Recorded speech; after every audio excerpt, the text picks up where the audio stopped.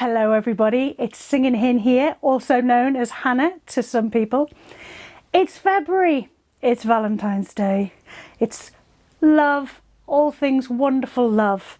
We're going to talk about music as a language of love this month, and talk also about the fact that music isn't just a language of love, but it is a language, and there are the two pillars of language and music. So let's dive right in.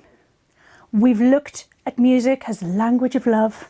We've looked at music as a language, and we've looked at how it's become into a written language to give to other musicians so that they can reproduce that music. So the idea is that you are writing down the music for somebody else to perform. So just like a book, you need to know, you need to tell your reader where to stop, where to start, where to pause. We have all that in language. Music, language. Let's talk shorthand. Or not. Have you ever seen shorthand written down, or ever come across something that looks like a spider kind of fell in a bottle of ink and then ran across the page? Other than my writing, that is usually going to be shorthand. And my mum showed me some of her shorthand when she learned back in the 17th century.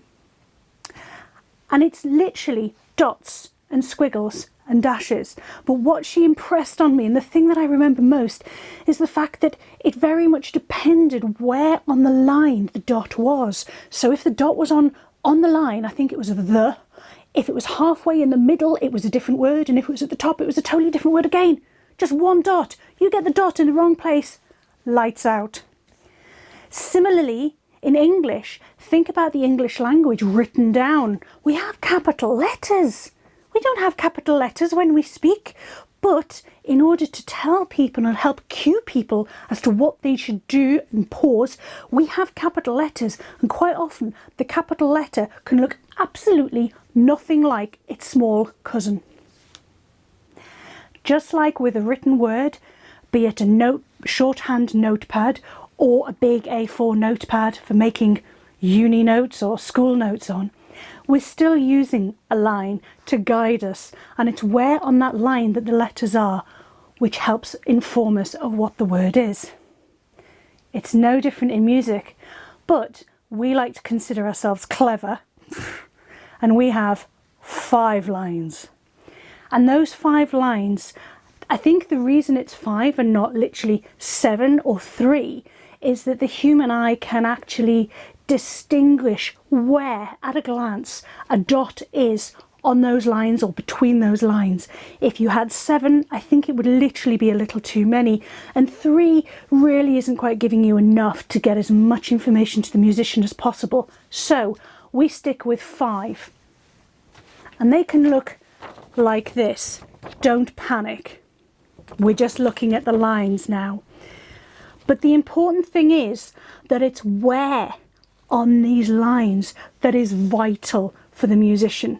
And the most important thing, like any writing, is that it's super clear so that the musician can know at a glance what's going on. And for that reason, our rules are pretty rigid. Here comes the science bit.